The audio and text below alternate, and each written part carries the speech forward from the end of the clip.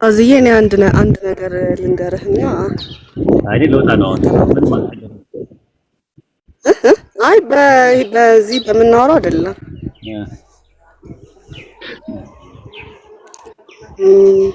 በቃ ዱአ አድርጉልኝ ከልባችሁ ኢንሻአላህ ኢንሻአላህ አላህ በተሽ አሽሃዱ አላ ኢላሃ ኢለላህ ወአሽሃዱ አነ ሙሐመደን አብዱሁ ወረሱሉሁ ሽራ ምናምን የሚያወራበት ፓርት አለ ስለ ኢየሱስ እና እሱ ላይ ማለት ኢየሱስ ክርስቶስን ያመነና ሙሽራው ይመጣል ምናምን የሚለውን እንዴት ነው? እኔ አሁን እሱ በጣም ግራ ስለገባኝ ነው። ራዕየ ዮሐንስ ያው ሙሽራ እና ሙሽሪት የሚለው ፊገራቲቭ ነው አይደለ? ቃል በቃል የሚወሰን ነገር አይደለም። ልክ ባልና ሚስቶች ቃል ኪዳን እንዳላቸው ሁሉ የክርስቶስ ሐዋርያቶችም እና ተከታዮቻቸው ከኢየሱስ ጋር ቃል ኪዳን ገብተው ነበረ።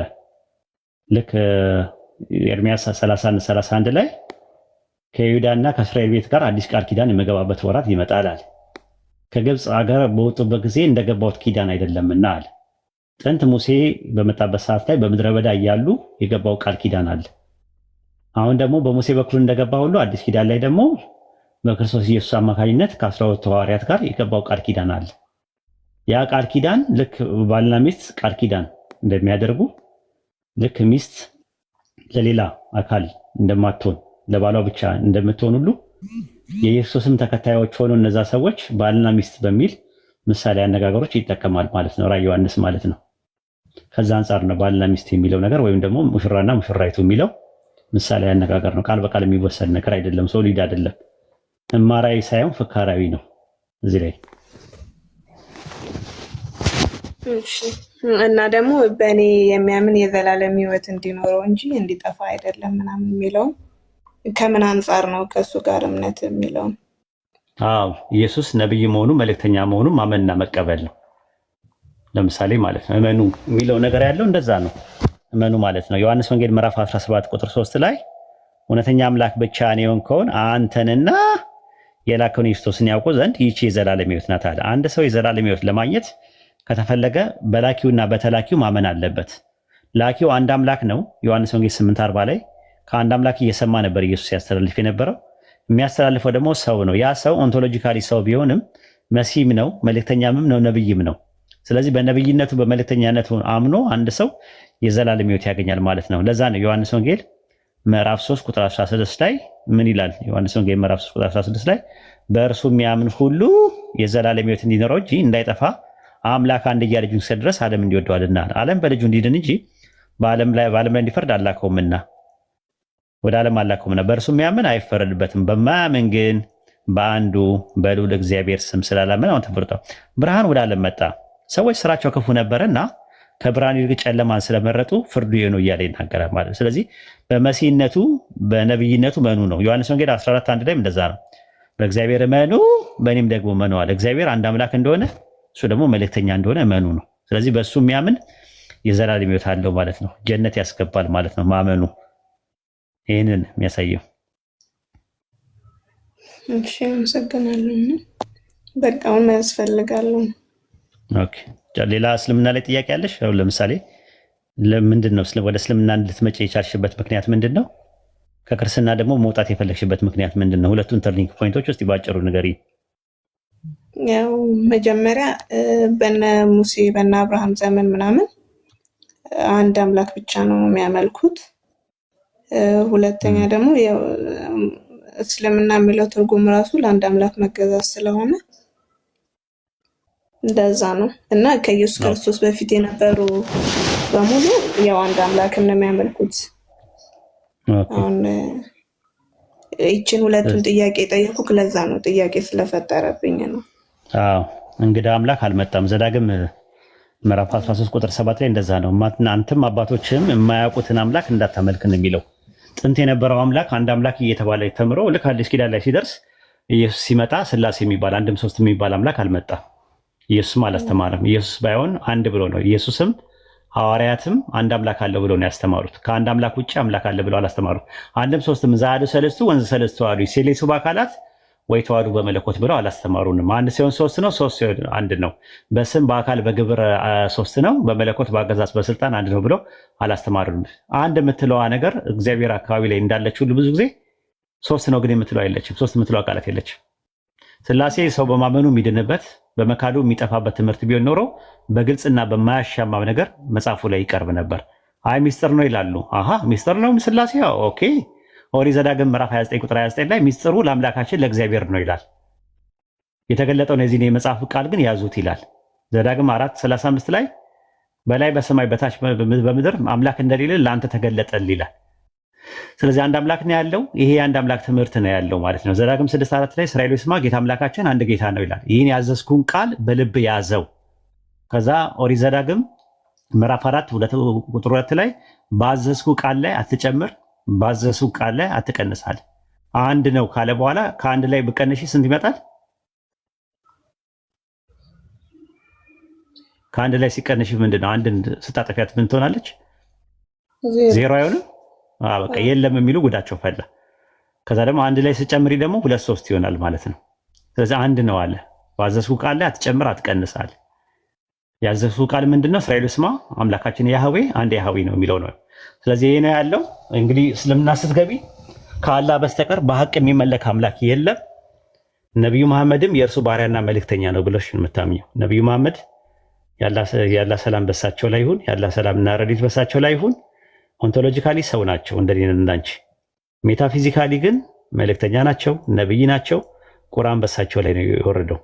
እሳቸውን አንለማመንም፣ እሳቸውን ዱዓ አድርገን አንጠራቸውም፣ አይደርሱልንም። እንዳንቺ እንደኔ ሰው ናቸው እሳቸው። ማህዲ አንድ ጥያቄ፣ በሞትም የተሸነፉ ናቸው። አንድ ጥያቄ፣ በሞትም የተሸነፉ ናቸው። በሞትም የተሸነፉ ናቸው። ገባሽ? በሞት ማለት ነው የማይሞተው አንድ አምላክ ብቻ አላህ ብቻ ነው። ካላህ ውጪ በሐቅ የሚመለክ አምላክ የለም። የምናመልከውን አንድ አምላክ ነው። ስለዚህ አሁን ከኔ ጋር የምለውን ተከትለሽ ትያለሽ ማለት ነው። መስለም ከፈለግሽ ተከተይኝ ነው የምለውን። እሺ አሽሃዱ አላ ኢላሃ ኢለላህ ወአሽሃዱ አነ ሙሐመደን አብዱሁ ወረሱሉሁ እኔ ከአላህ በስተቀር በሐቅ የሚመለክ አምላክ እንደሌለ በልቤ አምኜ በአፌ እመሰክራለሁ። እኔ ሙሐመድ የአላህ ባሪያና መልእክተኛ መሆኑን በልቤ አምኜ በአፌ እመሰክራለሁ። ማሻአላህ አላሁ አክበር አላሁ አክበር አላሁ አክበር። ማሻአላህ ማሻአላህ ላኢላሃ ኢለላህ ሙሐመድ ረሱሉላህ። ማሻአላህ አላሁ አክበር አላሁ አክበር አላሁ አክበር። ማሻአላህ እንግዲህ ወደ ዲኑል ኢስላም በሻሃደተይን ገብተሻል ማለት ነው። ከዚህ ሰዓት ጀምሮ አንቺ ሙስሊም ነሽ። ላኢላሃ ኢለላህ የሚለውን ገመዱን በእጅሽ ይዘሻል ማለት ነው። አጥብቀሽ መያዝ አለብሽ። ገመዱ ፍትልክ ካለ ያው ከታች ያለው ገደል ነው፣ እሳት ነው ያለው። አምልጠሻል ማለት ነው፣ አስመልጠናል ማለት ነው። ማሻአላህ ከአፋፉ ማለት ነውና ማሻአላህ ማሻአላህ ማሻአላህ። አላሁ አክበር አላሁ አክበር ተክቢር አላሁ አክበር ተክቢር አላሁ አክበር ተክቢር አላሁ አክበር። ማሻአላህ እንግዲህ ገስት ላይ ያላችሁ ወንድሞች እናቶች እንኳን ደህና መጣሽ በሏት እህታችንን። ኢንሻአላህ በደህና መጣሽ በሏት። ሰላም አለይኩም ወራህመቱላሂ ወበረካቱ። ቤቲ አሰላሙ አለይኩም። እስኪ ወአለይኩም ሰላም በይ። እስኪ እንደምንም የተንተባተብሽ ማሻአላህ አልሐምዱሊላህ አልሐምዱሊላህ አልሐምዱሊላህ الذي انقذك من النار። አላህ Subhanahu Wa Ta'ala ከጨለማ ወደ ብርሃን ከክህደት ወደ ተውሂድ አላህ እንትቶሻል። እስልምና ማለት እንግዲህ ካሁን በኋላ አንቺ ወደ ባህር ነው የባህሩን ጫፍ ነው የነካሽው። የበለጠ ደግሞ በገባሽ ቁጥር ጥያቄዎች ይፈጠሩብሻል። አላህ ጽናቱን ይስጥሽ። በርቺ፣ ጠንክሪ። ያው ካሁን በኋላ ማለት ነው ኡስታዝም አለ እኛም አለን። የፈለግሽን ጥያቄ ትምህርት ግሩፕ እናስገባሻለን። ኢንሻአላህ አላህ ሱብሓነሁ ወተዓላ ጽናቱን ይስጥሽ። አላህ እስከዛሬ ድረስ ብዙ ውለታ ውሎልሻል። እስከዛሬ ድረስ ከዋለልሽ ውለታ ትልቁ ውለታ ማለት እስልምናን መስጠቱ ነው። ነብዩ አለይሂ ሰላቱ ወሰላም ምን ይላሉ? መን ዩሪድላሁ ቢሂ ኸይረን ይፈቂሁ ፊዲን፣ አላህ መልካም ነገር የሻለ ሰው የሃይማኖት ዕውቀት ግንዛቤን ይሰጠዋል ብለዋልና በራስሽ ጊዜ ነው የመጣሽው።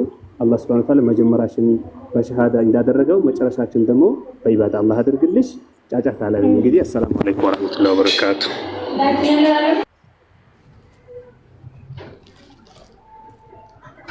ማሻአላ ማሚ አለ እንኳን ደህና መጣሽ በሏት። ዩቲም ሁላችሁም በሏት። እሺ አሰላሙ አለይኩም ቤት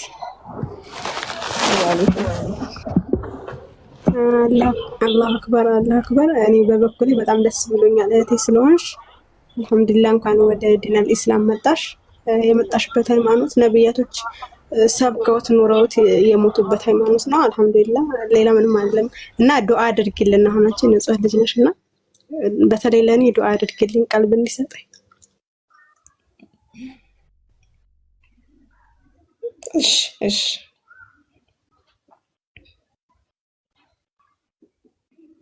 ሰላም አለይኩም ወራህመቱላሂ ወበረካቱ።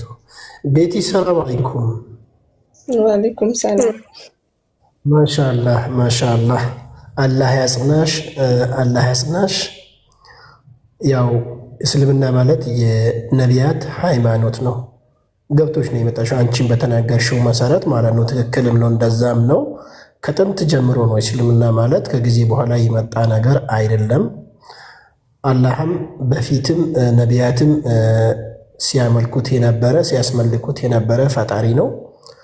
ከዛም በኋላ ነው ያው በሰዎች አመለካከት የተለያዩ ነገሮች ሆኑ እንጂ አንቺ ምንድነው ያደረግሽው? አሁን ወደ እስልምና ነው የተመለስሽው፣ ወደ ተፈጠርሽበት ነው የተመለስሽው እንጂ አልተቀየርሽም። አይሽ ልክ ከቤቱ እንደወጣ ህፃን ወደ ቤት ነው የተመለስሽው ማለት ነው። እዛው ቤት ነው የተመለስሽው ማለት ነው። ስትፈጠሪ እዚህ ላይ ነው የተፈጠርሽው። ስለዚህ ሁሉንም ነቢያት እዚህ ነው የምታገኛቸው ማለት ነው። ኢሳን አለይሂ ሰላም ወይም ኢየሱስን ይዘሽ መጣሽ፣ ግን ትክክለኛ አገላለጽ ባይሆንም ማለት ነው። ትክክለኛውን ኢየሱስ ወይም ኢሳን አለይሂ ሰላም በእስልምና ያገኘሽ ነብዩ ሙሐመድን ሰለላሁ ዐለይሂ ወሰለም የመጨረሻ መልእክተኛውን ደግሞ ምንድነው ጨመርሽ ማለት ነው። አተረፍሽ ማለት ነው ወደ እስልምና በመምጣሽ።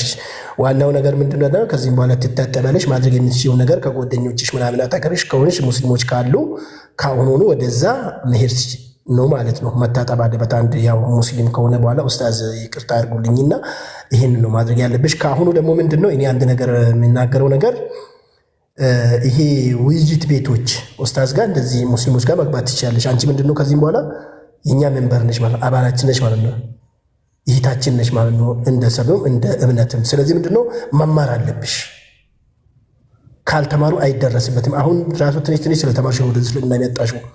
ይሄ እዛም አንዳንድ እህቶች ነው ወንድሞቻችን የሰለሙት እየሄዱ የሆነ በውስጣቸው ምንድነው ጥርጣሬ ይፈጠርባቸዋል፣ ወደኋላ እንዲመለሱ ያደርጋቸዋል። ስለዚህ ምንድነው አሁን ወደፊት ነው ሞት መቼ እንደሚመጣ ስለማይታወቅ እንትን ሳቲ ቀጥታ ይሄው እዚህ ጋር አሉ ያመላክቱሻል። የት ጋር መማር እንዳለብሽ ቴሌግራም ቻናል አለ የተከፈተ፣ እዛ ተቀላቅለሽ ቀጥታ ትምህርቱን መቀጠል አለብሽ። በቃ ይበቃሻል። አሁን ከዚህም በኋላ ንጽጽር ምናምን ይብቃሽ። በቃ ቢያንስ እንደኔ አላህ የዝመትሽን ያራዝምና ቢያንስ 1 ዓመት ምናምን ብትጠፊ በቃ አይጠቅምሽም። ከዚህም በኋላ የምትፈልጉን ነገር ስላገኘሽ እንዳላባዛባቸው። አሰላሙ አለይኩም ወራህመቱላሂ ወበረካቱ። እቺን አደራ ነው የምልሽ። ወአለይኩም ሰላም ወራህመቱላሂ ወበረካቱ። ጀዛከላ ወልዌን ወንድሜ እንኳን ደህና መጣ። ማሻአላህ በርቺ ተበራቺ። ኢንሻአላህ አሲያን አግኛትና ትታይሻለሽ። አሲያ አለሽ? አሰላሙ አለይኩም ወራህመቱላሂ ወበረካቱ።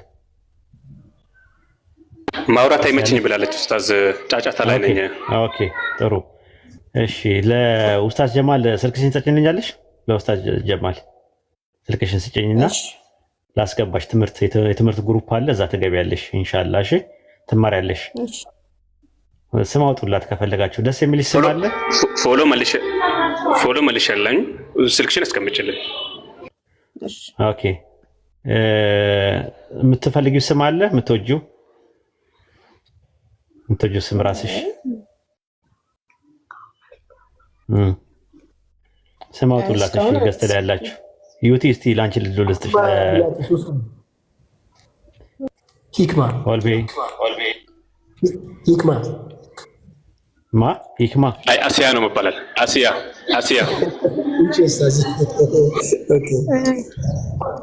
ሃኒአ ብትሆን ደስ ይለኛል። ሃኒአ እሷ ትምረጥ እንግዲህ ከተባለው ውስጥ ምረጫ አንዱን። ሶስቱ ስማቸው ምንድነው? ጓደኛ አብራኝ ስላለች ትመርጣለች። ሂክማ ማለት ጥበብ ማለት ነው። ሂክማ ማለት አሲያ ደግሞ ማለት የፊራውን ባለቤት የነበረችው ሙሚን የነበረችው ናት አይደል? ያጀማ አዎ ለሙሚን ሴቶች አምሳያ ያደርጋት ጀግናዋ እሷና ዙሌካ ይምታቱብኛል። ዙሌካ ዩሱፍ አለይሂ ሰላም የምትወደው የነበረችው። ኦኬ እንደዛ ነው አሲያ። ሌላ ሶስተኛ ስም ማን ነው? ሃኒያ የትኛው ይሻልሻል? ቤተልሔም ትርጉም ምንድነው? ሃኒያ የሚለው ዩቲ ንገሪያት በነካፍሽ። አይኔ ስለሚያምረኝ እንጂ አላውቅም። እሺ ምን ማለት ነው? በቃ ውድቅ ነው። ንገሯት። ሃኒአን መሪአን ከሚለው ሰደን ኡስታዝ ኩሉ ወሽረቡ ሃኒአን መሪአን ቢማ ኩንቱም ተዕመሉን የሚለው ሱረቱል ሙርሰላት መሰለኝ። ኦኬ ማሻአላ። ስለዚህ የትኛው ይሻልሻል ቤቲ? ሰላምን መርጣለች። ማንን? በራሷ በኩል ስም ልሰጣችሁ ነው። ሰላም የሚለውን መርጣለች። ማሻአላ ሰላሙላ ያላ ሰላም ማለት አጠገብሽ ሌላ ሰው አለ ማለት ነው። ይኸው አሸነፋችን። ጀነቻት እኮ ኡስታዝ በቃ ሰላም ማሻአላ። አሪፍ ስም ነው። ምርጥ ስም ነው። ሰላም ማሻአላ አሪፍ ስም ነው። በርቺ እንግዲህ ስለ ዲንሽ ተማሪ። ሃኒ አለሽ? ሃኒ አለ። ተፍተፍ በይ እንጂ ጉድ በይ እንጂ የምን መፍዘዝ ነው?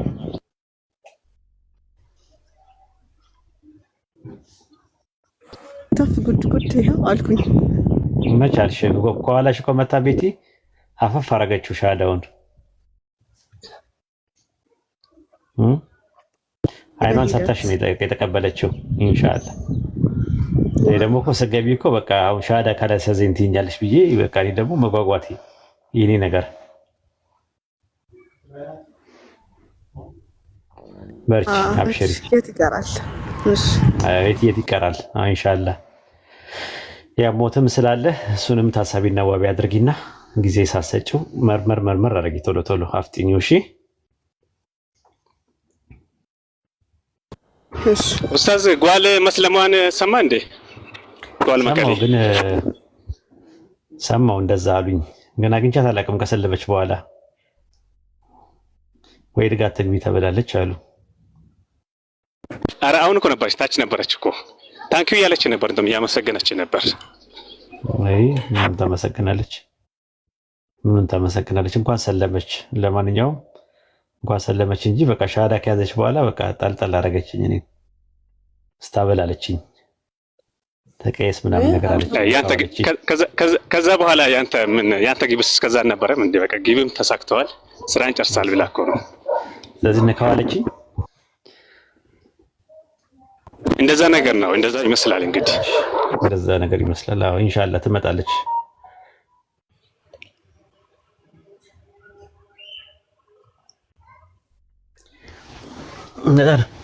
እንግዲህ እዚህ ጋር እንሰናበት። ለነበረን ጊዜ ቆይታ በጣም ነው የማመሰግነው። አላህ ይስጥልን ሁላችሁም ማለት ነው። አላህ ከእናንተ ጋር ይሁን። በጣም አመሰግናለሁ። ያው ምክንያቶቹ እናንተ ናችሁ። የእናንተን ቪዲዮ እያየሁ ስለሆነ በዛ ነው ጥያቄ ፈጥሮብኝ ብዙ ነገሮችን ላይፍ ላይ የተቀመጥኩ እያየሁኝ ነበረ እና በጣም አመሰግናለሁ። ለዛ ነው አንተ የምትገባበትን ቀን ጠብቄ እንትን ያልኩት። ማሻአላህ በርቺ። ዋናው ነገር ምንድነው? ጽናት ነው። እስቲቃማ የሚባል ነገር አለ። ጽናት ስቴት ፋስትነስ ጽናት ነው። ትልቁ ነገር ጽናት ነው። እኛ በባክስላይድ እናምናለን፣ ያዳልጣል ብለን እናምናለን። ሰው እስከ መጨረሻው መጽናት አለበት ማለት ነው።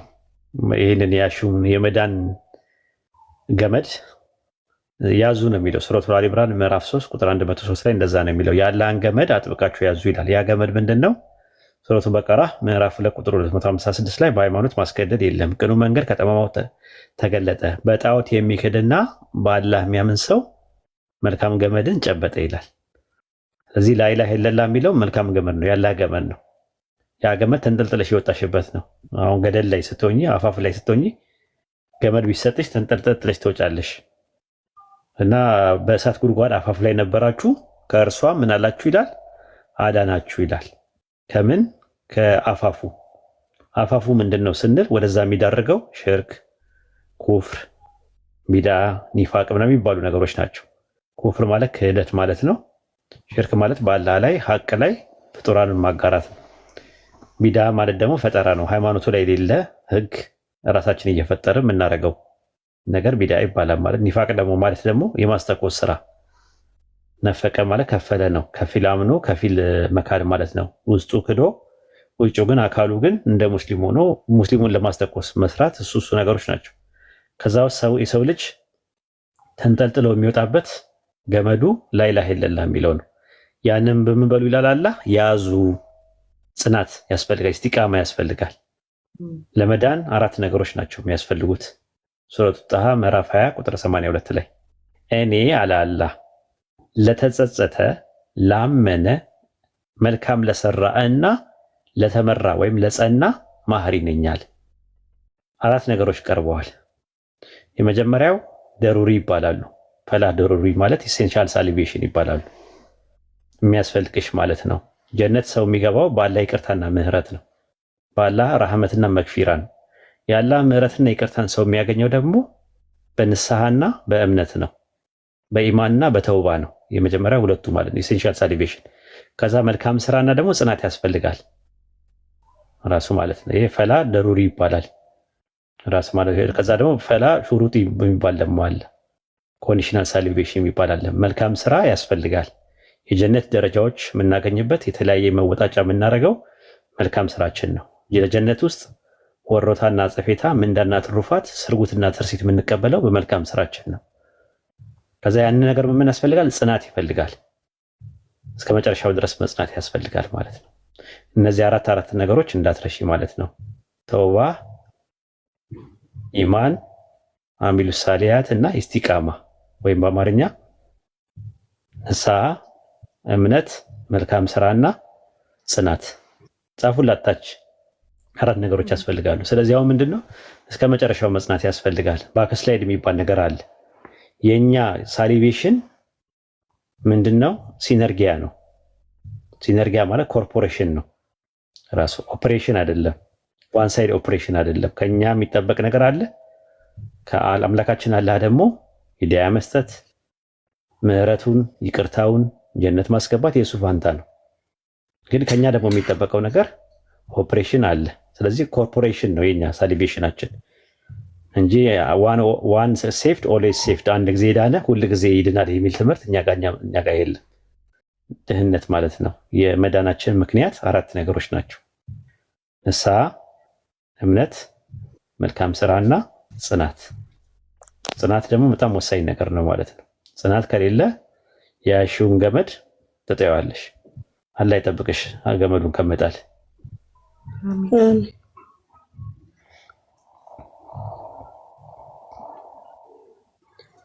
ኡስታዝ ሰላም የሚለው ስም በእስልምና ይፈቀዳል እንዴ? ስለማላቅ ነው። ከዚህ በፊት ለክርስቲያኖች ይመስለኝ ነበር። አዎ ሰላም የሚለው አረብኛ አይደለ? ራሱ አረብኛ ዕብራይስጥና እንትን ነው ራሱ ግዕዝ በሶስቱም ነው። ሻሎም ይባላል በዕብራይስጥ፣ በአረብኛ ሰላም ይባላል። ሻሎም አለይኩም ማለት ሉቃስ 24:36 ላይ ኢየሱስ ሐዋርያትን ሲያገኛቸው ምን እንዳላቸው ታውቂያለሽ? ዩቲ አቤት ሻሎም አለይኩም ነው ያላቸው።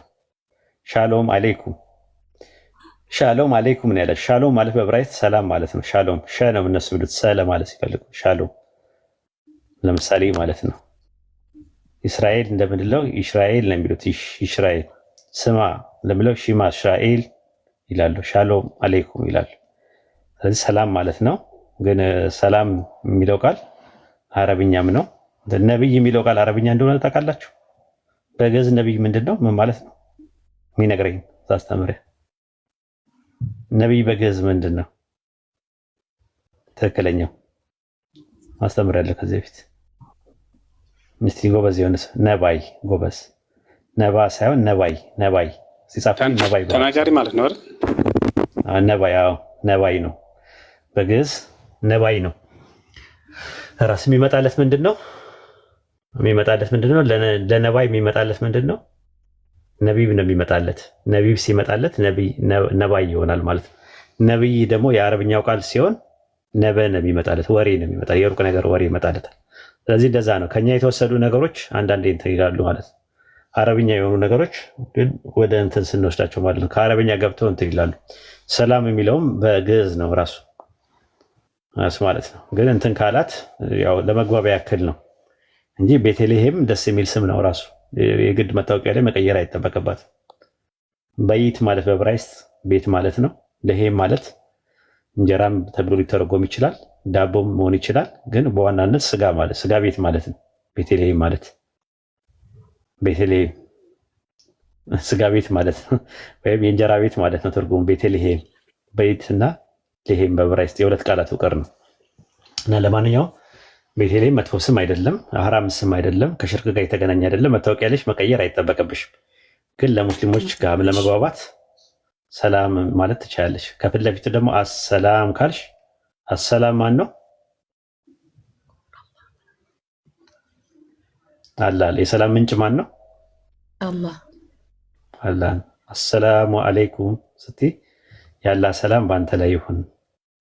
ወራህመቱላሂ ስትይ ደግሞ ረሐመቱ ምህረቱ፣ ወበረካቱ ስትይ ደግሞ በረከቱ። አሰላሙ አለይኪ ነበር ማለት የነበረብኝ ለሴት ሲሆን፣ ለወንድ ሰማ አሰላም አለይከ ነበር። አለይኩም ምለው አጠገብሽ በቀኝና በግራ ያሉ መላእክቶች አሉ። ለዛ ነው እኛ ካፊር ስናገኝ አሰላሙ አለይኩም አንላቸውም። የሙስሊም ሰላምታ ነው እና እንደዛ ነው። በቀኝና በግራ መላእክቶች አሉ ኸይርና ሸር የሚጽፉ። ከዛ አንጻር ነው እኛ አሰላሙ አለይኩም ምንለው ማለት ነው። ተሸሁድ ላይ ተቀምጠን ከዛ በኋላ ስናሰላምት ማለት ነው መጨረሻ ላይ ምንድነው የምንለው? አሰላሙ አለይኩም ወራህመቱላህ፣ ሰላሙ አለይኩም ወራህመቱላህ። ለማን ነው የምንለው? ማንን ነው ሰላም የምንለው? እንዲህ እየዞርን እንዲህ በጎን በትከሻችን ማንን ነው የምንለው? በቀኝና በግራ ምን አሉ? የሚመዘግቡ መላእክቶች አሉ ማለት ነው። ወደ ቤታችን ስንገባ ማንም ባይኖር አሰላሙ አለይኩም ወራህመቱላህ እንላለን። ለማን ነው የምንለው? ቤታችን ስንገባ። እኛ ስንወጣ ቤታችንን የሚጠብቁ ምን አሉ? መላእክቶች አሉ ማለት ነው። ገባሽ ማለት ነው። እና እያንዳንዱ ነገር በኢስላም ትርጉም አለው። ከተነየ አጅር የሚያዩት ከሰላምታ ጀምሮ ብትመለከችው የሆነ ሰው የሆነ ነገር ሲያደርግልሽ ጀዛከላ ትይዋለሽ፣ ጀዛኪላ ጀዛኩሙላ ኸይራ ትይዋለሽ ማለት ነው። አላህ ኸይር ጀዛን ይክፈል፣ መልካም ስራን ይክፈል ትይዋለሽ። የሆነ ደስ ሲልሽ ማሻአላህ ትያለሽ። የአላህ ስም እያንዳንዱ አለበት። የሆነ ነገር ስታቀጂ ኢንሻአላህ ትያለሽ። የወደፊቱን ገባሽ? በእያንዳንዱ ማለት ነው። ስትደሰች አንዳንዴ ተክቢራ ታደርጊያለሽ፣ አላሁ አክበር ትያለሽ። ላኢላሃ ኢለላህ ከአላህ ስም ከሙስሊም አንደበት አይጠፋም። ምግብ ስንበላ ስንጀምር ምን ብለን ነው የምንበላው? ቢስሚላህ ብለን እንበላለን። ተመልከች። ስንጨርስ ምን እንላለን? አልሐምዱሊላህ።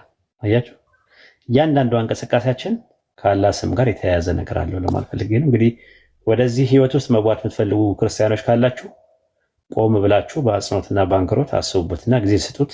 የህይወታችሁ ጉዳይ ነው።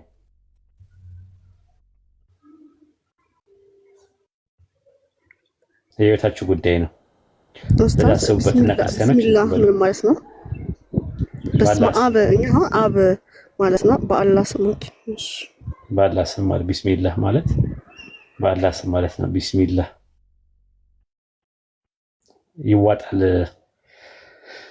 አሊፍና ላም ይዋጣሉ። ለምን? በከስራ ስለመጣ ማለት ነው። ኢስም ነው እኮ ገብታችሁ፣ ኢስም ነበረ ግን ቢስም ነው የምንለው። ቢኢስም አንልም። ኢ ትዋጣለች ራሱ ማለት ነው። አሁን አንዳንድ ክርስቲያኖች እንደዛ ላህ ነው የምታመልኩት ይላሉ። በመጅሩር ሲመጣ እንደዛ ነው ህጉ ማለት ነው፣ ይዋጣል ማለት ነው። እና ቢስሚላ ስትሉ ኢስም ነው እኮ ኢስምን ነው እኮ ቢስም ነው ማለት ቢስ ነው የምንለው፣ ወደዛ እናሻግረዋለን ራሱ ማለት ነው። ይህ የምትለዋን ነገር እንውጣታለን። ቋንቋ ነው ህግ፣ አንዳንድ ሰዎች ስለማያውቁ ነው። ቢስሚላ ማለት በአላህ ስም ማለት ነው ትርጉሙ። ሌላ ምን ጥያቄ ያለሽ አኒ? አዋለኝ ምን አለሽ? አሁን በእኛ በኦርቶዶክስ ከሌላ እምነት የመጣ ሰው ቄደር ይጠመቃል፣ ክርስትና ይነሳል፣ ንስሐ ይገባል አይደል? ግን በእናንተ ሻሃዳ ይህን ቃል ብቻ ከተባለ ያለበት ያ ሁሉ ታሪክ ምናምን ይቀራል ማለት ነው?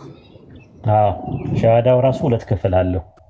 ሱረቱል ጣሃ ምዕራፍ 20 ቁጥር 82 ላይ ለተጸጸተ ላመነ የሚለውን ኢብኑ አባስ ለተጸጸተ የሚለውን ላኢላሃ ሲል አንድ ሰው ይመለሳል፣ በጣዖት ይክዳል የነበረውን ነገር ሲመለስ ማለት ነው።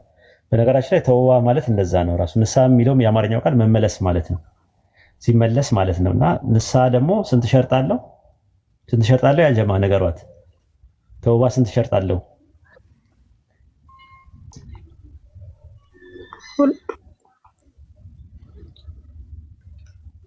ሁለት መሰለኝ። ሐቅና ዙልም ይኸውልሽ፣ ሐቅና ዙልም በሶስት ይከፈላል። ሐቅ ማለት ነው የሰው ሐቅ፣ የራስ ሐቅና የአላህ ሐቅ ይባላል። ዙልምም እንደዛው በደል ማለት ነው። አላህን መበደል፣ ሰው መበደል፣ ራስን መበደል ማለት አንድ ሰው ለምሳሌ የአሳማ ስጋ ቢበላ መጠጥ ቢጠጣ ራሱን ነው የሚበድለው፣ የራሱን ሐቅ ነው ያስነካው። ሰውን ቢማታ፣ ሰውን ቢሳደም የሚብል ደግሞ የሰው ሐቅ ነው የሚባለው። ከአላህ ውጭ ደግሞ ሌላ አካልን የሚያመልክ ከሆነ ደግሞ የአላህ ሐቅ ይባላል። የአላህ ሐቅና የሰው ሐቅ የሰውየው የራሱ ሐቅ ከሆነ ሸርጡ ሶስት ነው። ምንድን ነው? መጀመሪያ ምንድን ነው? የሚሰራው መጥፎ ነገር መተው። ከዛ በኋላ ቀጥሎ ምንድን ነው? በሰራው ነገር መጸጸት። ሶስተኛው ነገር ደግሞ ወደዛ ነገር እንዳይመለስ ቆራጥነት። ሶስት ነው። የሰው ሐቅ ካለበት አራተኛው ያስፈልጋል። የንስሐ መስፈርት ምንድን ነው? ያንን የበደለውን አካል ይቅርታ መጠየቅ አለበት። ይቅርታ መጠየቅ አለበት። ሰውየውን ካላገኘውስ ለምሳሌ 100 ብር ሰርቆ ከሆነ 100 ብሩን መመለስ አለበት፣ ወይ ይቅርታ መጠየቅ አለበት፣ ወይ 100 ብሩን መመለስ አለበት። እንደሰረቀ ካወቀ የሚጎዳው ከሆነ ደግሞ ሳይነግረው ሀዲያ አድርጎ ስጦታ አድርጎ ይሰጠዋል። ሰውየውን ባያገኘውስ፣ ሰውየው ሞተስ ቢሆንስ ቢባል ደግሞ ሰደቃቱል ጃሪያ አድርጎ ለመሳኪኖች ይሰጣል ማለት ነው። ሰደቃ አድርጎ ይሰጠዋል ገንዘቡ። የሰው ሐቅ የሚባል ነገር አለ፣ አራተኛው ማለት ነው። ስለዚህ አንድ ሰው ላኢላሃ ሲል ይመለሳል፣ ወደ አላህ ይመለሳል። ኢለላህ ሲል ደግሞ ምንድነው? በአላህ ያምናል ማለት ነው። ስለዚህ ነው ሱረቱ በቀራ ምዕራፍ 2 ቁጥር 256 ላይ በሃይማኖት ማስገደድ የለም፣ ቅኑ መንገድ ከጠማማው ተገለጠ፣ በጣዖት የሚክድና በአላህ የሚያምን ይላል። አይ በጣዖት መካድ የመጀመሪያው መካድ ነው ራሱ። የመጀመሪያው ምንድነው? ነፊ ነው፣ ማስወገድ ነው። ከዛ ሁለተኛው ደግሞ ኢስባት ነው፣ ማጽደቅ ማጽናት ነው። ደም ማፍሰስ ከላይ ሞቶልሃል አኒ ምንድነው? በኢስላም አንድ ሰው ንስሐ ኃጢአት ሲሰራ ምንድነው የሚያደርገው? ይተውበታል። አላህን ይቅር በለኝ ብሎ ነው የሚጠይቀው። ይቅርታ ይጠይቃል። አላህን ይቅርታ ይጠይቃል፣ ይማራል። ግልጽ ነው። አሁን እኛ ንስሐ አባት እንዳለን ለንስሐ ኃጢአት ስንሰራ ለንስሐ አባታችን ተናግረን ለንስሐ አባታችን የምትናገሩት እናንተ፣ እኛ ደግሞ የምንናገረው ለአላህ ነው። ለአላህ ነው እናንተ የምትናገሩት። ከዛ ስግደትም አለ፣ ጾምም አለ። ከዚያ ያንን ስንጨርስ ፍታት ይደረግልንና በቃ ያ ሁሉ ኃጢአታችን ይሻርልናል። ያ ነገርስ በእናንተ? እኛ ጋር የለም። እኛ ጋር አላህ ነው ይቅርታ የምንጠይቀው። አቋቁን የነካ ነው የበደል ነው አላህን ነው። ሰውን በድለን ከሆነ ደግሞ ይቅርታ እንጠይቃለን። ሰው ማለት ነው አፉ በለኝ ምናምን ይላሉ ሙስሊሞች። አይተሽ ከሆነ አላህ በኋላ የቂያማ ቀን ይጠይቀናል። ሰው ከበደልን ማለት ነው የበደልነውን ሰው ይቅርታ መጠየቅ አለብን። ያንን ነው እስልምና የሚያስተምረው። አንድ ጊዜ የአውሮፓ ላይ የጀርመን ሀገር አንድ ጊዜ ሰው ኃጢአት ይሰራል፣ ሰው ይገላል። የንጉሱን ልጅ ገሎ መጨረሻ ላይ ንስሐ ልግባ ብሎ ንስሐ አባቱ ጋር ሄዶ ነገራቸው። የንጉሱ ልጅ ገድያታለሁ እና በቃ ማለት ጥሩ ስላልተሰማኝ ንስሐ ልግባ ብሎ ይላቸዋል። እሺ ይሉታል። ከዛ ንጉሱ ልጄ ተገላለችና ልጄን የገደለውን ሰው ያገኘልኝ ሰው የመንግስቴን ግማሹን ሀብት አወርሰዋለሁ ብለዋል። ምን ቢሆን ጥሩ ነው? ሃኒ ገምች እስቲ ቄሱ ምን እንዳደረጉ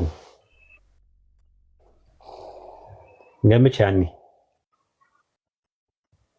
እኔ ቅርብኛ፣ እኔ ግምት አልችልም። ምን እንዳደረጉ ታውቃለች? ቄሱ ግማሹን ሀብት ሲል የገደለው ከሌ ነው ብለው ሰውየውን አሳልፈው ሰጡት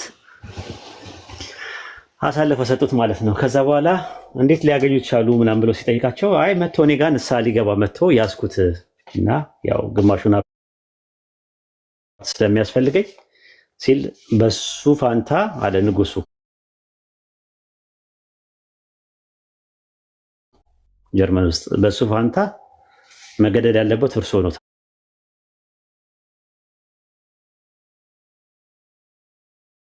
አማና በልተዋል ብሎ እሳቸውን እንዲገደሉ አደረገና እሱ ደግሞ ንስሐ ስለገባ ግማሹን ሀብት ለገደለ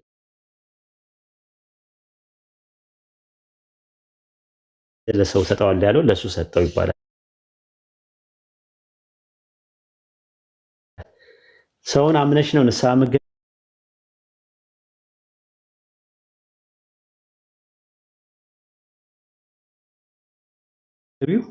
የሰው አይብ አለ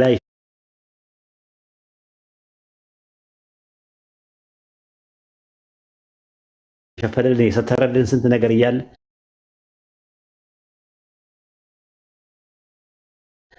ሰው ነው የሚችለው። አሁን አስችሎት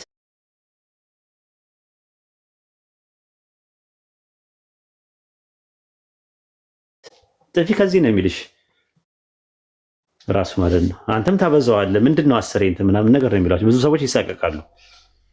ንስሐ መግባት ምናምን የሚባል ይሄ ሰውኛ አሰራር ነው ራሱ። ማን ነውና ነው አንድ ቄስ አንድ ሰው እኔ የበደልኩትን በደል ያለን ሀቅ ለሱ ነግሬው መጥቼ የምናዘዘው? ልክ አይደለም።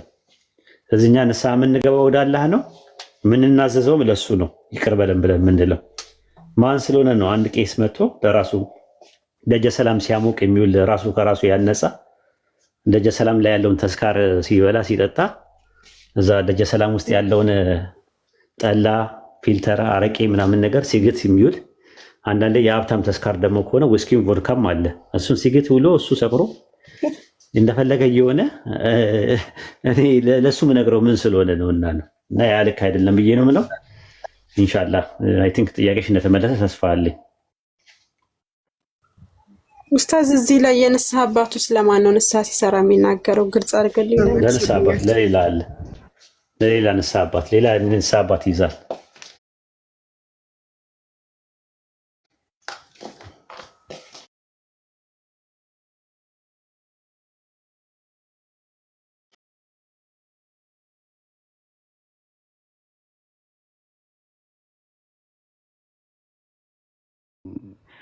የሰራውን ኃጢአት ለሱ ስለተናገርክ ይሰረይልኛል ብሎ ማሰብ እሱ ራሱ እኮ ሌላ የነፍስ አባት ይፈልጋል። ያኛው የነፍስ አባት ሌላ የነፍስ አባት ካይንድ ኦፍ ስኖቦል መቼ እንደሚደርስም አይታወቅምና አንዳንድ ጊዜ ይሄ ራሽናል አእምሯችንን ራሱ መጠቀም ስንጀምር የሚነሱ ጥያቄዎች ናቸው። ልክ ቅድም እንዳልከው ማለት ነው። ሌላው በራሱ ላይ ለምሳሌ በራሱ ላይ የተሰራ ወንጀል ቢሆን ለምሳሌ በቤተሰቡ አንድ የንስ ጎድፋዘር ብሎ የያዘውን ሰው አንድ ዋልጌ ወይም ደግሞ ድሩዬ የሆነ ልጅ እንበልና የ6 የ7 ዓመት ልጁን አደጋ ቢያደርስበት ቢደፍራት ወይም ቢላትና ከዛ ሂዶ ልጅህን እንደዚህ አድርጌያለሁኝ እና ፍታኝ ይፍቱኝ አባ ቢላቸው ይተውታል? በራሱ ላይ ቢሆን ራሱ ማለት ነው። ከባድ ነገር ነው። አንዳንድ ጊዜ እንዲሁ ዝም ብለን በሳያመኑ ብፁዓን ናቸው በሚል ኮንቴክስት ስንሄድ ፕላውዝብል ይመስለናል እንጂ ራሳችንን በቦታው ላይ አድርገን ስናየው ይሄ ነገር እንትን አይደለም፣ የሚሆን ነገር አይደለም። ለራሱ ወንጀለኛ የሆነ ኃጢአተኛ የሆነ ፍጹም ያልሆነ ሰው ያንቺን ኃጢአት ወንጀል ስርየት ያስደርግልኛል ብሎ ማሰብ ከባድ ነው። ምን ባለበት ሰዓት ፈጣሪ ቀጥታ እኔን አናግሩኝ ባለበት ሰዓት፣ ለእኔ ንስሐ ግቡ ባለበት ሰዓት በመካከል ሰንበዲ እኔ ገብቼ ላደራድ እንትን ማለት ነው እኮ ደላላ ማለት እኮ ነው። የነፍስ አባት ማለት ደላላ ማለት ነው። ቤዚካሊ ካየሽው ማለት ነው። በሁለት ተደራዳሪዎች መካከል ገብቶ የራሱን ብሮክ የሚያደርግ ማለት ነው። ያ ሰው ከተመቸው ቅድም አሁን ወሂድ እንደሰጠሽ ምሳሌ አጋጣሚ ካገኘ አሳልፎ ይሰጥሻል። አጋጣሚውን ካላገኘ ግን ሚስጥርሽን ይጠብቅሻል። ያን ሚስጥር ጠበቀ የምትይው ራሱ አንቺ በሱ ስር እስከ ኖርሽ ድረስ ነው። ሰብጁጌትድ ሆነሽ ማለት ነው። የሆነ ቀን የእሱን ጥፋት ስትናገሪ ይዘከዝክልሻል። ምክንያቱም ሰው ነዋ። አሁን እንደምናየው ማለት ነው። ሶሻል ሚዲያ ላይ እንደምታየው ገዳማት አካባቢ የነፍስ አባት ምናምን ተብለው ሲቀርቧቸው ሴቶቹ ከዛ በኋላ ወንድና ሴት ለየብቻ ከተገናኙ በመካከል የሚፈጠረው ነገር ይታወቃል። ያንን ስህተት የሆነ አጋጣሚ ሲፈጠር ምን ያደርጋሉ? ያወጡና በዚህ ጊዜ እንዲህ አድርጎኛል፣ በዚህ ጊዜ እንዲህ አድርጎኛል የሚለው ነገር ይመጣል። እንደዚህ አይነት ነገሮች ይፈጠራሉ። ስለዚህ ለአንቺ እውነተኛ ሚስጥረኛሽ ማን ነው? እውነተኛ ምስጢረኛ ለአንቺ ማን ነው የሚለውን ነገር ማወቅ ነው ያለብሽ። የፈጠረሽ አምላክ ብቻ ነው ለአንቺ የፈጠረሽ አምላክ ብቻ። ምክንያቱም እሱ ስለሆነ ያስገኘሽ፣ ወደ እሱ ስለሆነ የምትመለሽው። ወደ እሱ መመለስሽ ለእሱ ምንድን ነው የሚያስደስተው ነገር ነው። ነገር ግን የሰው ልጅ ሁል ጊዜም የራሱን ኮንዲሽን እስከጠበቅሽለት ድረስ ነው ያንቺን ሚስጥር የሚጠብቀው። ዘሞመንት ዲቬት ባረግሽ ቁጥር ወይ ስህተቱን ወይ የሆነ ነገር አይተሽ ኮመንት ባረግሽ ቁጥር ምንድን ነው የሚለው? እንዲህ ትላንትና አንቺ እንደዚህ ብለሽኛል። ሁሉም ሰው በዚህ ነገር ላይ ወድቃሉ። ፍጹም የሆነ ሰው የለም። ነቢያቶች ሲቀሩ ነቢያቶች ይጠበቃሉ። ጥብቆች ናቸው ለመለኮታዊ ዓላማ ስለተመረጡ ማለት ነው። የሰው ልጆች ግን ሌሎች ከነቢያት ውጭ ያሉ የሰው ልጆች ፍጹም አይደሉም። ቄስም በዩ ጳጳስም በዩ ሼክም በዩ ማንም በዩ ማለት ነው። ስለዚህ ለዛ ነው በእስልምና የሆነ ሼክ በእውቀቱ በጣም ስለመጠቀ እሱ ጋር ሂደሽ አንቺና በአላህ መካከል በፈጠረሽ አምላክና በአንቺ መካከል ያለን ሚስጥር አትዘገዝጊም። ቀጥታ ነው የምታናገሪው። ምንም አይነት እንትን ሳይኖር ማለት ነው፣ ግርዶሽ ሳይኖር ማለት ነው። ማረኝ ነው የምትይው። ስለዚህ የሚያስፈራሽ ነገር የለም። ራስሽን አሳልፈሽ ለሰጠሽው አምላክ የሰራሻቸውን ወንጀሎች፣ ኃጢአቶች ለእሱ ነው የተናገርሽው። እርሱ ደግሞ አንቺን የሚሰትርሽ ነው። የፈጠረሽም እሱ ስለሆነ ማለት እና የንስሐ ይሄ አባት ጎድፋዘር የሚባለው ነገር በእስልምና ቦታ የለውም፣ ምንም ቦታ የለውም። በነገራችን ላይ ትራዲሽናሊ እንደዚህ አይነት የሚሞካክሩ ሰዎች አሉ። ልክ ከክርስትናው ከአይሁዱ ባህሪ ጋር ከጁዳይዝሙ ባህሪ ጋር ወስደው ማለት ነው ገጠር አካባቢ ምናምን ለከሌ ሂጂና እስኪ ንገሪያቸው የሰራሽውን ነገር ይባላል። ያ ግን በእስልምና ቦታ የለውም እና ይሄ ሰው ሰራሽ የሆነ ሰዎችን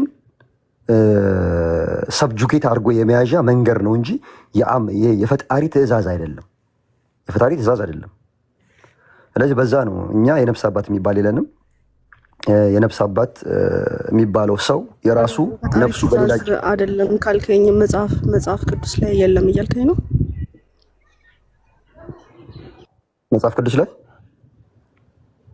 ድቁንና ክህነት ሲቀበል እኮ አብሮት የሚቀበለው ነገር አለ። ገባህ? የንስሐ ልጆች ሲኖራቸው ሚስጥራቸውን እንዲጠብቁ የሚማሩት ትምህርት እኮ አለ እኮ በቤተክርስቲያን። ዝም ብለው የንስሐ አባትም ወይም ካህን እኮ አይሆኑ። አሁን እሱ ሰው ሰራሽ ነው። ከባይብል ታመጭልኛለሽ? አምላክ የፈጠረሽ አምላክ ሚስጥራችሁን የሰራችሁትን ወንጀል ለእኔ ከመናገራችሁ በፊት እናንተን ወደ ክርስትና ላስገባችሁ የክርስትና አባታችሁ ወይም የንስሐ አባታችሁ ተናግሮ የሚል ባይብሊካል ማስረጃ ካለ አሳይኝ። እኔ አላውቅም። ምናልባት ቤተክርስቲያን አስተምሮ ነው ብዬ ነው የማስበው።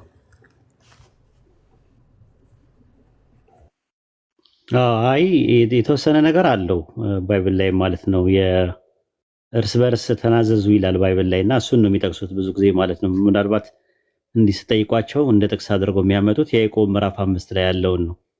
የያዕቆብ ምዕራፍ 5 ላይ እርስ በርሳችሁ ኃጢአታችሁን ተናዘዙ ይላል። አንደኛው ለአንደኛው ቁጥር 16 ያዕቆብ 5:16 ላይ እርስ በርሳችሁ በኃጢአታችሁ ተናዘዙ ይላል።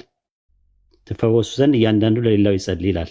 እርስ በርሳችሁ ነው የሚለው፣ ግን ለካህን ሄዳችሁ ተናገሩ የሚል ነገር የለም ራሱ ማለት ነው። እኔ እንደዛ የሚል ነገር አላነበብኩም ማለት ነው። ከሰባቱ ሚስጥራተ ቤተክርስቲያን ወይም ሰበን ሳክራመንትስ ከሚባሉ ውስጥ አንደኛው ንስሐ ነው። ንስሐ፣ ጥምቀት፣ ቁርባን፣ ሜሮን፣ ሚስጥረ ንስሐ፣ ሚስጥረ ጥምቀት፣ ሚስጥረ ቁርባን፣ ሚስጥረ ሜሮን፣ ሚስጥረ ክህነት፣ ሚስጥረ ተክሊልና ሚስጥረ ቀንዲል የሚባል ነገር አለ እና ሚስጥረ ንስሐ በሚባለው ውስጥ ሄዶ ለሰው መናዘዝ ይሄ የሚባለው ይቅር ለሰሩት ኃጢአትና አንዱን አምላክ ይቅር በለኝ ብለው መናዘዝ ሆኖ ሳለ በካቶሊክ በምስራቅ ኦርቶዶክስ በጽባውያን ኦርቶዶክስ ንስሐ ማለት ለነፍስ አባት መናዘዝ ነው ብለው ያዕቆብ ምዕራፍ 5 ቁጥር 16 ነው የሚጠቅሱት። እርስ በርሳችሁ በኃጢአታችሁ ተናዘዙ የሚለው ይሄ የሚለው እርስ በርስ እንጂ የንስሐ አባት የሚል ትርጉም የለውም ማለት ነው። ነገር ግን ዘሌዋውያን ምዕራፍ 5 ቁጥር 17 ላይ ማናቸውም ሰው ኃጢአት ቢሰራ ያህዌን አትስሩ ካላቸው ትእዛዝ አንዲቱን ቢተላለፍ ያ ሰው በደለኛ ነው ይላል። ስለዚህ ምንድን ነው የሚያደርገው? ይቅር በለኝ ብሎ ይናዘዝ ለያህዌ ነው የሚለው ዘኍልቍ 5:6 ላይ እንደዛ ነው።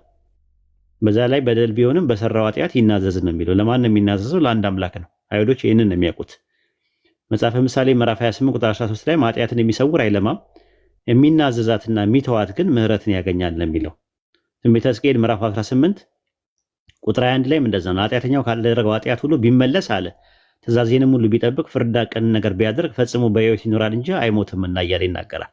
ንስሐ ያስፈልጋል ባይብል ይናገራል። ግን የንስሐ አባት የሚባል ሂድና ለንስሐ አባታችሁ ተናገሩ ተናዘዙ የሚባል ነገር የለም። በነገራችን ላይ ቢላል ያልከው ነገር ቀላል ነገር አይደለም። ሚስጥር አንተ ጋር ሳለ ያንተ እስረኛ ነው። ሚስጥር ከአንተ ከወጣ ግን አንተ የሚስጥሩ ታሳሪ ነህ፣ እስረኛ ነህ። አትናገር ብዬ ብነግረው እንዳትናገር ብሎ ነገረው ነው የሚለው የሀገሬ ሰው። ስለዚህ ቀጥታ ምንድን ነው የሚሆነው? ወደ ሌላ አካል ነው የሚሄደው።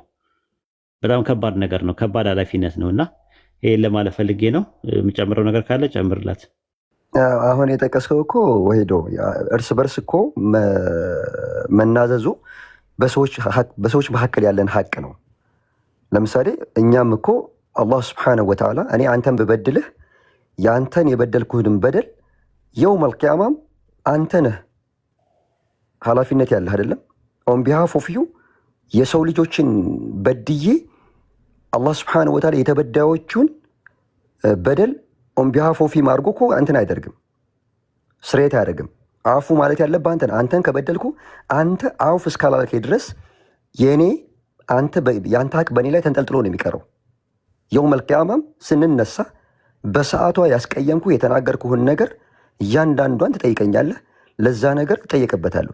የአላህን ሀቅ ከሆነ ነው። በአላህ ላይ ድንበር ካለፈን ነፍሳችንን ከዞለምን ከሰዎች ሀቅ ውጭ የሆኑትን ነገሮች በተመለከተ ሰዎቹን ነው ይቅር በሉ የምንለው። እንዲህ በድያለሁ ይቅር በለኝ። ያ ሰው ይቅር ካለኝ አላህ ስብሐነሁ ወተዓላም ይቀበለኛል ማለት ነው። ነገር ግን ያ ብሎ ማለት ተበዳዩን አግኝተ ነው የበደልከውን ሰው ለሌላ ሶስተኛ ሰው እከሌ እንዲህ አድርጌዋለሁ፣ እከሌ እንዲህ ሰርቄበታለሁ፣ እከሌ እንደዚህ ሚስቱን አማግጫለሁ፣ እከሌ እንዲህ ብለህ የምትናገረው እንዳውም እስረኛ ነው የሚያደርግህ።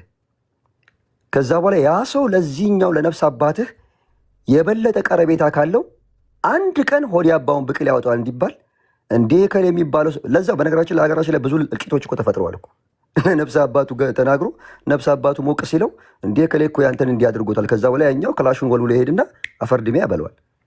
ስለዚህ የሚስጥርህ ታሳሪ ነው የምትሆነው። ሰውን ከበደልክ ለበደልከው ሰው ሂደህ መናዘዝ ይቅር በለኝ ማለት ፓርት ኦፍ ንስሐ ነው ወይም ተውባ ነው። አላህን ደግሞ ከበደልክ እና የአላህን ሀቅ ካጓደልክ ወይም ደግሞ የሰዎችን ሀቅ እንትን ብለህም ራሱ እንደው ሰውየውን ማናገር ከፈራህ ለሌላ ሰው አይደለም ሂደህ የምትናገረው። አላህ ነገሮችን እንዲያገራለህ ያን ሰውን አላህ ስብሐነሁ ወተዓላ እንዲያራራልህ ዱዓ ታደርጋለህ። ራስን ዝቅ ታደርግና ከዛኛው ሰውዬ ጋር የምትናገርበትን መንገድ የምትፈልገው እንጂ ኤክስ ዋይ ዚ የሚባሉ ሰዎችን ጎርተህ ለሌሎች ሰዎች ሄደህ የምትናገርበት እንትን የለም። እርስ በርስ ተናዘዙ ሲባል በእስልምና ምን ያንተን ከበደልኩ ቀጥታ አንተን ነው ሄድና አፉ በለኝ ብለህ በለው የምባለው ማለት ነው እንጂ አይ ለእኔ ከነገርከኝ ለእኔ ነግረኸኛል ለእኔ ስለነገርከኝ ያንተን ኃጢአት በእኔ በኩል ይሰርይልሃል የሚባል ነገር የለም።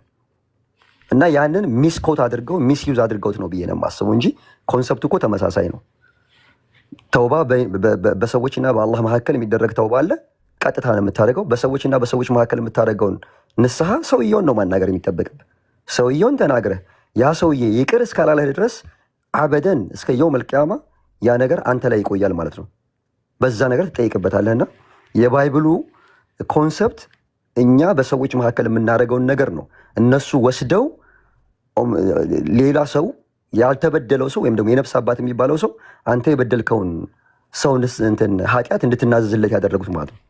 ስለዚህ ይሄ ባይብሊካሊ እንትን ነው ሄረሲ ነው ብዬ ነው የማስበው። እነሱ መጽሐፍ ቅዱስን ለራሳቸው ጥቅም ቀይረውታል ከሚባለው ውስጥ ነው የሚገባው ለማለት ነው። ወላሂ አለም።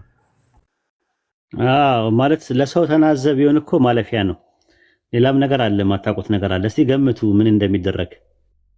አንድ ሰው ንስሐ አባት ጋር ሄዶ ሲሄድ የንስሐ አባት ምን እንደሚያደርጉ ገምቱ እስቲ። ሃኒ የምታውቂው ነገር አለ አይደለ? ምን እንደሚደረገው ብር አይ ቲንክ አይደል ኡስታዝ? ብር መስጠት ማለፊያ ነው። እሱም ችግር አልነበረውም። ብር መስጠት ሌላ ነገር አለ እንጃ ማለት ሌላ ነገር ምን አለ? እንትን ላይ ህማማት ላይ አታስታውሽም? የስግደት ቀን ካለፈ በኋላ ምን ታደርጊያለሽ? መጦብጦብ ታውቂያለሽ? መጦብጦብ ተጦብጦቦች ታውቂያለሽ? ተገርፈሽ ታውቂያለሽ? አትገረፉ? ረሳሽው? ገረፊያለሽ አይደል? እኮ መጦብጦብ። ግርፋት አለው። ምንድነው? አታስታውሽም? 15 ግርፋት ምናምን ነገር ሲገርፉሽ አታስታውሽም? ሲተጠበጠቢ እንደ እድሜክ እንደ ታይተክ ብለው ቁጥር ይጠራሉ። ይሄን ያህል ኃጢአት ሰርተሻል ምናምን ይቆጥሩና እነሱ ተገረፊያለሽ። 20 30 40 ምናምን ተገረፊያለሽ። እና ደግሞ እግርም ማጠብ አለ። እግር ማጠብ እሱ ጸሎተ ሐሙስ ነው። እሱ ይሄኛው ግን አሪፍ ነው ራሱ ምናምን። እኔ እንደው እዚህ ቢኖር እዚህ በእስልምና እኔ ነኝ የምጠበጥበው የነበረው። መጠበጥባቸው ብዙ መጠበጥባቸው ሰዎች ነበሩ። መቶ የእናንተ ብዙ ጊዜ መቶ ምናምን እንደና እጠበጥባቸው ነበር፣ በጅራፍ ይልጣቸው ነበር። ተበጣብከንኛን እስኪ በቃን ምን ተበጥባቸው። አሁንማ ለማንኛውም አካውንቱን ትፈልጉታላችሁ? ልወጣ ነበረ እኔ ልጆቼን ላመጣ ነው። አይ ቲንክ የሚያስተምር ሰው ካለ የሚወያይ ሰው ምናምን ካለ ቤቱን ትቼላችሁ ልሂድ። ካልሆነ ነገር እኔ ልውጣ፣ ሰዓት ሄዶብኛል። አዝዬ እኔ አንድ ነገር ልንገርህና አይኔ ልወጣ ነው። ምን ማለት ነው? አይ በዚህ በምናወራው አይደለም።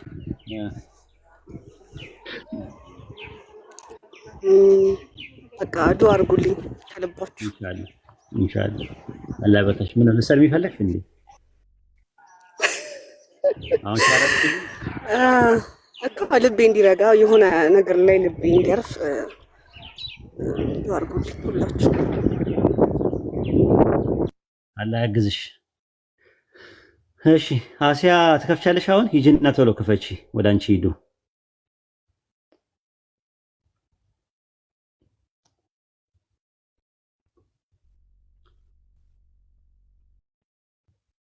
አሲያ አለች የለችም? እስቲ ደውሉላት ለአሲያ ትክፈት